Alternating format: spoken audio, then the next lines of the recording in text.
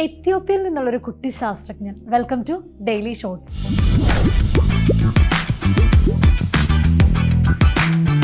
ഒരു സോപ്പിന് നമ്മുടെ ജീവിതത്തിൽ എങ്ങനെ സ്വാധീനം ചെലുത്താനാകും?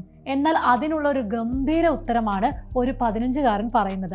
2024 കിഡ് ഓഫ് ദി ഇയർ ആയി ടൈം മാഗസിൻ്റെ ഏറ്റവും പുതിയ കവറിൽ നിറഞ്ഞു നിൽക്കുകയാണ് എത്യോപ്യയിൽ നിന്നുള്ള ഈ കുട്ടി ശാസ്ത്രജ്ഞൻ.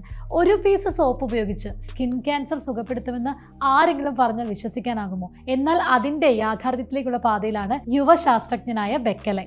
എത്യോപ്യയിൽ ജനിച്ച് വിർജീനിയയിലെ ആർലിംഗ്ടണിൽ താമസിക്കുന്ന ബെക്കലെ സ്കിൻ ക്യാൻസറിനെ ചികിത്സിക്കാനും തടയാനും സഹായിക്കുന്ന ഒരു സോപ്പ് കണ്ടുപിടിച്ചതോടെയാണ് ടൈം മാഗസിൻ്റെ 2024 കിഡ് ഓഫ് ദി ഇയർ ആയി തിരഞ്ഞെടുക്കപ്പെട്ടത്.